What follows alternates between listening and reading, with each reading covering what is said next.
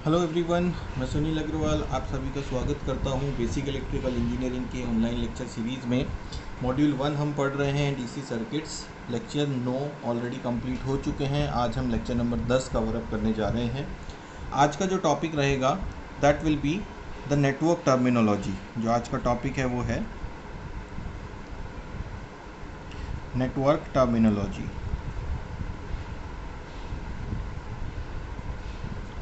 Network terminology का मतलब है कि आगे आने वाले टॉपिक्स में हम जितने भी क्वेश्चंस जितने भी टॉपिक स्टडी करेंगे उन टॉपिक्स में हम कहीं ना कहीं कुछ ऐसे टॉपिक्स का नाम बार बार लेंगे जो अक्सर यूज़ होते हैं सर्किट्स के अंदर। तो वो उन सभी टॉपिक्स का, उन सभी वर्ड्स का हम मतलब समझना जा रहे हैं कि उन सभी का मतलब क्या होता है। जब भी हम उन टर्म्स का नाम लेंगे, उन टर्म्स को उनके नाम से बोलेंगे तो हमें समझ में आ जाएगा कि हम इस पर्टिकुलर चीज़ की बात कर रहे हैं। ठीक है, दिस इज़ द बेसिक मतलब ऑफ नेटवर्क टर्मिनोलॉजी। ये इसका बेसिक मीनिंग है। तो सबसे पहले एक सिंपल सा टर्म ले लेते हैं जिसका हम बार बार यूज़ करते आ रहे हैं, जो है circuit. What is this circuit all about? Circuit किसको कहते हैं? हम बहुत बार इसका नाम भी ले चुके हैं। उसका चैप्टर का जो नाम है वो भी डीसी सर्किट्स है। तो बेसिकली सर्किट होता क्या है? किसी भी अगर सर्किट की बात करें किसी भी टाइप के, तो बेसिकली सर्किट एक ऐसा एक combination of different different elements, अगर बहुत सारे एलिमेंट्स को जोड़ के एक पर्टिकुलर कॉम्बिनेशन में उनको जोड़ दिया जाए तो उससे एक सर्किट बन जाता है। ठीक है, जैसे हम इलेक्ट्रिकल सर्किट्स में भी बात करते हैं तो इलेक्ट्रिकल सर्किट्स में अगर हम डिफरेंट कंपोनेंट्स को जोड़ के एक साथ एक कॉम्बिनेशन बना लें उनसे, तो वो एक इलेक्ट्रिकल सर्किट कहलाएगा। ठीक है, तो एक सिंपल सी डेफिनेशन है इलेक्ट्रिकल सर्किट की कि combination of wire where current flows. ठीक है, तो डिफरेंट डिफरेंट एलिमेंट्स से मिला के हम वायर्स के साथ उनको कंबाइन करके जब हम एक ऐसा पाथ बना लेते हैं जिसमें से करंट फ्लो होना शुरू हो जाता है, तो उसी को हम कहते हैं कि एक सर्किट है। ठीक है, इलेक्ट्रिकल में तो एटलीस्ट मीनिंग सर्किट का इतना ही है कि जहाँ पर करंट फ्लो हो सके, एक ऐसा क्लोज पाथ जो डिफरेंट टाइप से कंपोनेंट्स से मिलकर बना हुआ हो, एलिमेंट से मिलकर बना हुआ हो और जिसमें करंट फ्लो हो सकता हो, उसको हम कहेंगे सर्किट्स। वहीं अगर हम इसके आगे डीसी सर्किट्स लगाते हैं तो डीसी सर्किट्स में हो जाएगा कि the combination of wires where DC current can flow. ठीक है, सिंपल सा है। एसी सर्किट की बात करेंगे तो एसी सर्किट में हम कह देंगे कि the combination of wires and elements where AC currents can flow. ठीक है, तो ये सिंपल सी डेफिनेशन है सर्किट की। उसके बाद एक इम्पॉर्टेंट डेफिनेशन आती है, that is closed path. Closed path, closed path किसको कहते हैं, ये इसका भी डेफिनेशन हमें अभी तक पता चल चुका होगा कि क्लोज पाथ क्या होता है। क्लोज पाथ बेसिकली वो पाथ होता है जहाँ पर करंट फ्लो हो सकता हो। ठीक है, a path in which current can flow. ठीक है, सिंपल सा मीनिंग है कि एक ऐसा पाथ जिसके अंदर से करंट फ्लो हो सके उसको हम कहेंगे क्लोज्ड पाथ। ठीक है, तीसरा एक डेफिनेशन लेते हैं। The third definition is loop.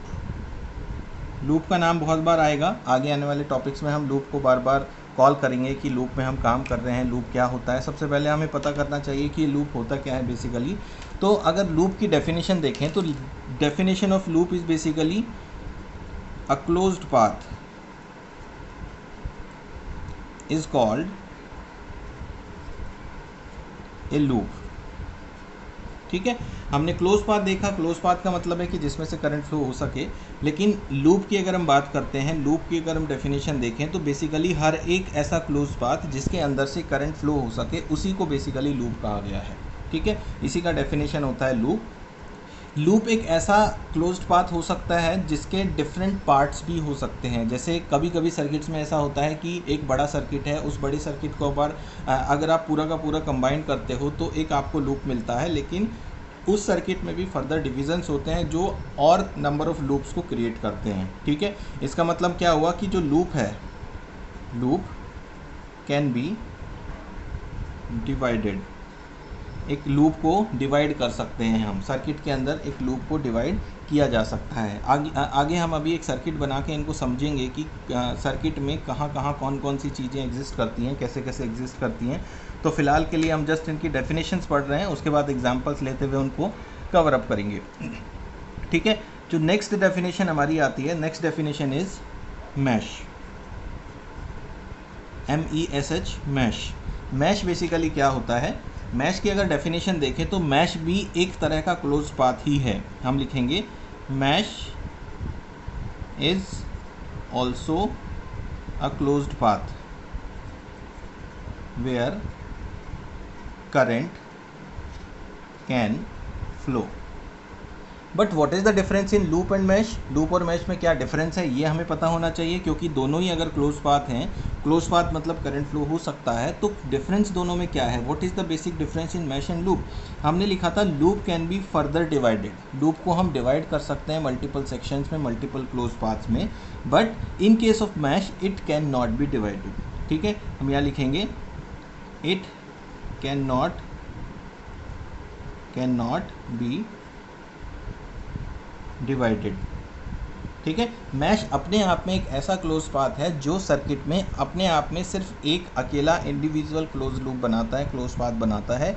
इसके अलावा कोई भी क्लोज पाथ हमारा इस सर्किट में इसके अंदर डिवाइड करके नहीं बनाया जा सकता। यही बेसिक डिफरेंस है हमारा मैश और लूप में। लूप में हमने देखा कि लूप को हम डिवाइड कर सकते हैं, but mesh can not be further divided.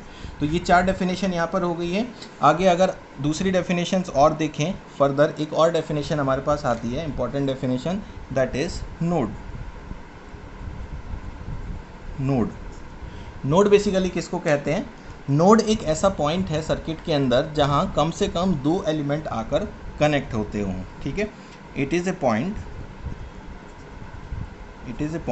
where 2 branches, or you can say elements, are connected। ठीक है, नोड एक ऐसा पॉइंट है जहां कम से कम 2 ब्रांचेज या 2 एलिमेंट्स जो अलग अलग पाथ से आ रहे हों, वो अगर आकर कनेक्ट होते हैं तो उसको हम नोड कहेंगे। That will be called a node. Next definition है junction. Next definition is junction. Junction is also a point. Junction भी एक पॉइंट है सर्किट के अंदर जो आता है, लेकिन नोड से अलग होता है। तो इसकी डेफिनेशन क्या बनेगी? It is a point where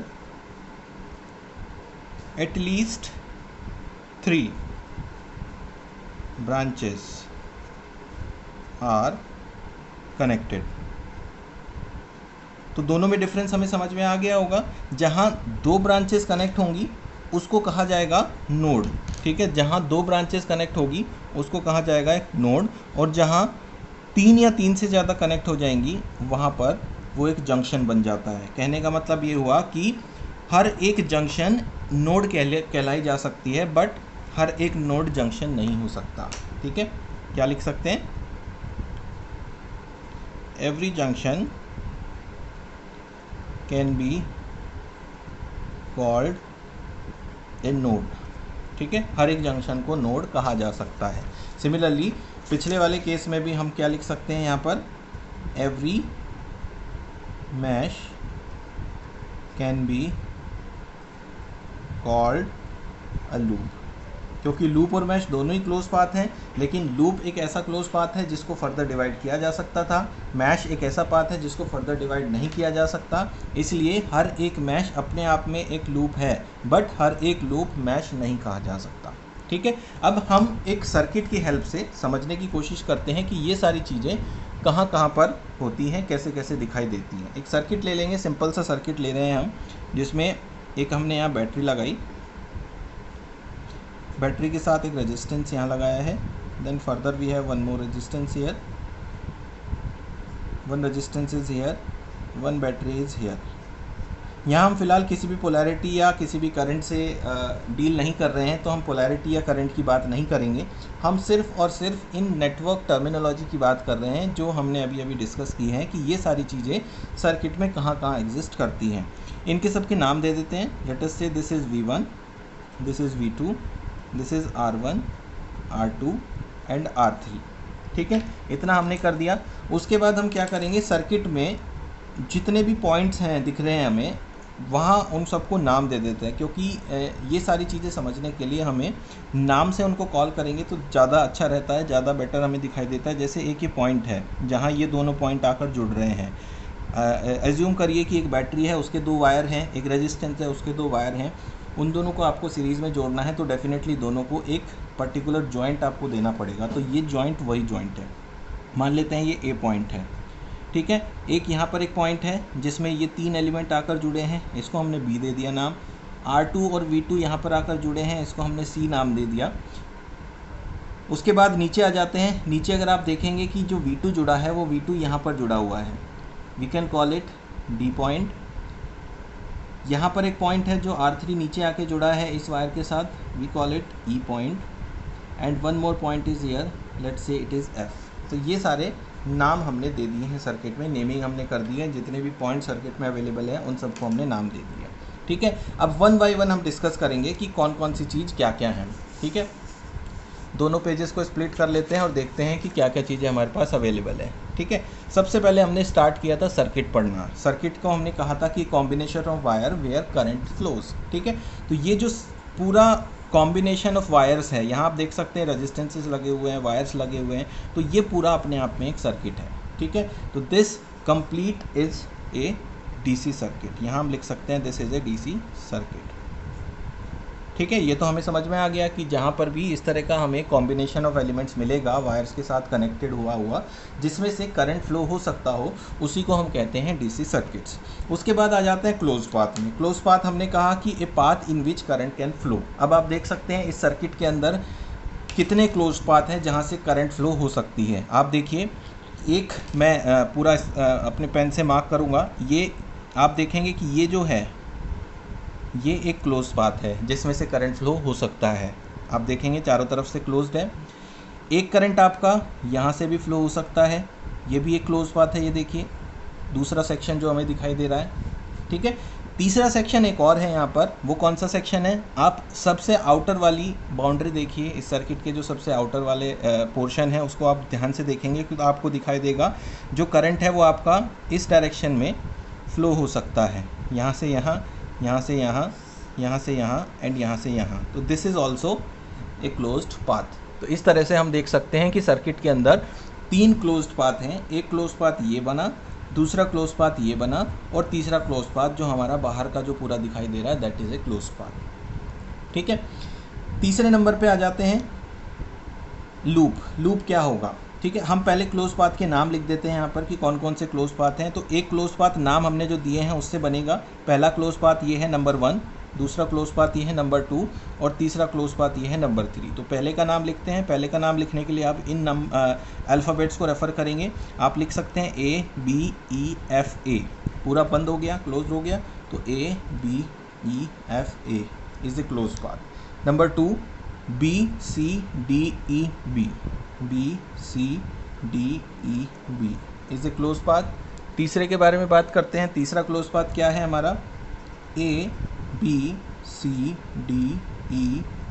and A। यहाँ से शुरू किया, A to B, B to C, C to D, D to E, E to F and F to A। तो इस तरह से ये हमारा तीसरा क्लोज पाथ हो गया। 3 क्लोज पाथ हमारे पास हो गए हैं। Now coming to the loop. Loop को हमने कहा था कि हर एक क्लोज पाथ ही एक लूप है। तो यहाँ पर कुछ ज़्यादा हमें डिफाइन करने की ज़रूरत नहीं है, जितने भी क्लोज पाथ थे वही सारे के सारे लूप्स हैं। तो we can write here as ABEFA, BCDEB and ABCDEFA। ये तीनों के तीनों जो क्लोज पाथ थे ये तीनों ही लूप्स भी होंगे, ठीक है। तो these 3 are the loops in this circuit, ठीक है। करेक्ट हो गया। अब इस चीज़ को भी समझ लेते हैं, लूप्स कैन बी डिवाइडेड। अब इसका क्या मतलब था? इस लाइन का मतलब ये था कि आप देखिए जो आउटर लूप है ABCDEFA, इस लूप को 2 पार्ट्स में डिवाइड किया गया है सर्किट में। आप देख सकते हैं ये जो लूप है, this loop has been divided into 2 further loops. इसलिए हमने कहा था कि एक लूप को डिवाइड भी किया जा सकता है, right. This is the meaning of this particular line. Now mesh. What is a mesh? Mesh is also a closed path where current can flow and it cannot be divided. ये जो line है, इस line का हमें specially ध्यान रखना है कि इसको डिवाइड नहीं किया जा सकता। तो एक ऐसा क्लोज पाथ जो फर्दर डिवाइडेड ना हो वो मैश बनेगा। अब आप सर्किट में देखिए, सर्किट में 3 क्लोज पाथ्स हैं, 3 लूप्स हैं। 3 लूप्स में से ये जो आउटर लूप है ये डिवाइडेड हो चुका है, डिवाइडेड है ऑलरेडी, जो 2 पार्ट में डिवाइडेड है। लेकिन अगर आप नंबर 1 क्लोज पाथ को देखें, ए बी ई एफ ए, वो किसी भी दूसरे पाथ में, किसी भी दूसरे लूप में डिवाइडेड नहीं है। दूसरे को देखेंगे तो B C D E B भी किसी भी दूसरे लूप में, किसी भी दूसरे पाथ में डिवाइडेड नहीं है। इसलिए हम कह सकते हैं कि close path number 1 and close path number 2 are mesh. ठीक है, ये मैश हैं। तो नाम लिख देते हैं, A B E F A is a mesh. Second one is B C D E B is a mesh. बस 2 ही मैश होंगे। तीसरा मैश इसलिए नहीं है क्योंकि वो एक ऐसा लूप था जो फर्दर डिवाइड हो चुका है। तो आप देख सकते हैं यहाँ हमने लिखा था every mesh can be called a loop. ये लूप भी है, ये लूप भी है, इसलिए हर मैश एक लूप है, लेकिन हर लूप मैश नहीं है, क्योंकि ये वाला जो लूप था ये मैश नहीं कहा जा सकता। राइट, तो this is the basic difference in loops and mash. आगे बढ़ेंगे, नोड पे आ जाते हैं। नोड की हमने बात की, हमने कहा कि it is a point where 2 branches और एलिमेंट्स आर कनेक्टेड। सर्किट में देखते हैं कि कौन कौन से ऐसे पॉइंट्स हैं जहाँ पर 2 ब्रांचेज या 2 एलिमेंट्स आपस में आके जुड़े हैं। हमें दिखाई दे रहा है ए पॉइंट पे R1 और V1 जुड़ा है, तो A is a branch, A is a node. B point 1 2 3 element आके जुड़े हैं, तो B is a node. C point R2 and V2 दोनों आपस में जुड़े हैं, C is a node. D point यहाँ V2 जुड़ा हुआ है, लेकिन इस तरफ आप देखेंगे तो कुछ भी नहीं है, एक सिंपल वायर है, तो हम इसको नोड नहीं कहेंगे। क्यों नोड नहीं कहेंगे? क्योंकि इन दोनों वायर्स के बीच में सिर्फ एक ही एलिमेंट है, दूसरा सिंपल एक वायर है।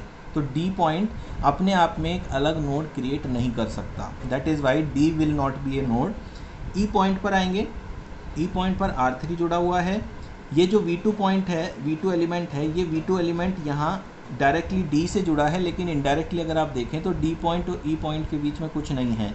और जब दोनों के बीच में कुछ नहीं होता, सिंपल एक वायर होता है, तो इन दोनों पॉइंट्स को एक सेम पॉइंट ट्रीट किया जाता है, because there is no potential difference in these 2 points. कोई भी पोटेंशियल डिफरेंस दोनों के बीच में नहीं होगा। तो वी विल से कि E is a node. Further आएंगे एफ पे आ जाते हैं, तो एफ के साथ भी सेम केस है। ऊपर से V1 तो जुड़ा है, लेकिन नीचे कोई भी एक्स्ट्रा एलिमेंट नहीं है, दैट इज़ वाई हम कहेंगे कि F will not be A node. अगर हम यहाँ पर कोई रेजिस्टेंस लगा देते हैं, या यहाँ पर एक रेजिस्टेंस लगा देते हैं, या कोई भी एलिमेंट लगा देते हैं, उस केस में डी या एफ या दोनों, डिपेंड करता है कि किस ब्रांच में कौन सा एलिमेंट लगा है, उस हिसाब से हम इनको कहेंगे कि ये एक सेपरेट नोड बनेगी। तो there are only 4 nodes available in the circuit, 1 is A, 1 is B, 1 is C and 1 is E. These are the 4 nodes. Now coming to the junction. Junction is a point where at least 3 branches, कम से कम 3 branches तो होनी चाहिए, 2 branches में junction नहीं बनता। तो what are the points, कौन कौन से ऐसे points हैं जहाँ कम से कम 3 या 3 से ज़्यादा हमारे पास एलिमेंट्स आकर जुड़े हुए हैं? हम देख सकते हैं A पे तो 2 थे, C पे भी 2 थे, E पे 3 पॉइंट हैं, एक R3, एक V1 और एक V2, तो E एक हमारा जंक्शन कहलाएगा। सिमिलरली बी पे भी R1, R2 और R3 3 एलिमेंट्स जुड़े हैं, तो बी भी एक जंक्शन कहलाएगा। So there are only 2 junctions B and E. ठीक है, क्लियर है ये चीज़ कि नोड और जंक्शन में क्या अंतर है। अब आगे हमने लिखा था every junction can be called a node. आप देख सकते हैं कि बी और ई जिनको हमने जंक्शन बोला वो नोड्स भी थे, इसलिए हर एक जंक्शन नोड तो होगा ही होगा, बट हर एक नोड जंक्शन नहीं हो सकता। क्यों? आप देख सकते हैं कि ए और सी पॉइंट्स नोड हैं, लेकिन जंक्शन नहीं है। ठीक है, एक और चीज़ हमने छोटी सी चीज़ यहाँ पर मिस कर दी है, दैट इज़ ब्रांच। मैं यहाँ पर लिख देता हूँ ब्रांच, क्योंकि हम जो एलिमेंट्स का नाम ले रहे हैं अभी कि एलिमेंट R1 जुड़ा है, एलिमेंट R2 जुड़ा है, basically these are the branches. हर एक ऐसे 2 पॉइंट्स जिनके बीच में कोई एलिमेंट कनेक्टेड हो उसको ही ब्रांच कहते हैं। ठीक है, where an element is connected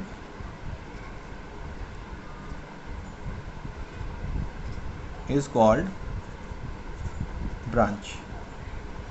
Jin 2 points के बीच में एक एलिमेंट कनेक्ट होगा उसी को कहेंगे एक ब्रांच। सर्किट में देखिए कितनी ब्रांचेज हैं, हम हर वो 2 पॉइंट्स ले लेते हैं जहाँ जहाँ पर एक एलिमेंट जुड़ा हुआ है। जैसे ए और बी के बीच में R1 जुड़ा है, तो A B is a branch. B और सी के बीच में R2 जोड़ा है तो बी और C is a branch. C D के बीच में V2 जोड़ा है तो C D will also be a branch.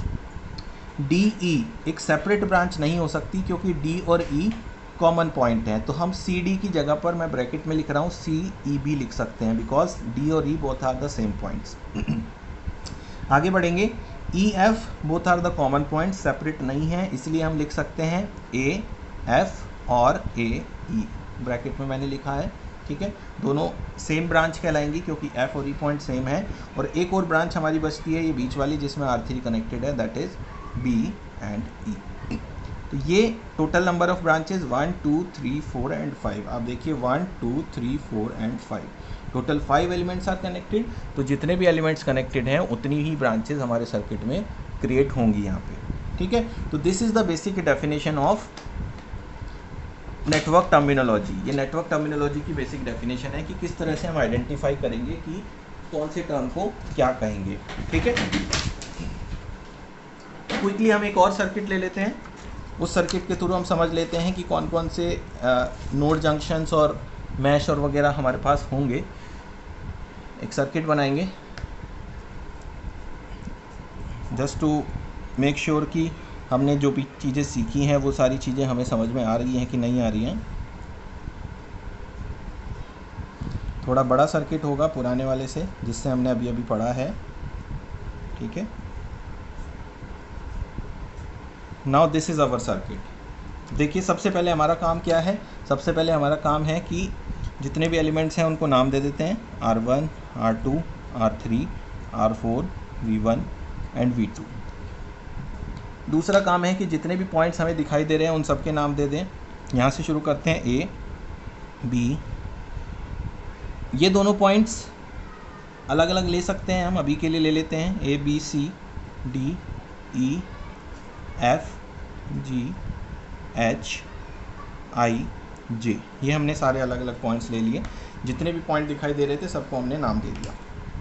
अब सबसे पहले अगर लूप की बात करें तो लूप यहाँ पर कितने हो सकते हैं। अब आप देखिए, अगर लूप्स की बात करें, लूप्स क्लोज पाथ हमें ढूंढने हैं बेसिकली। तो क्लोज पाथ आप देखेंगे कि this is one clause path, number 1, this is number 2, this is number 3, this number 4, outer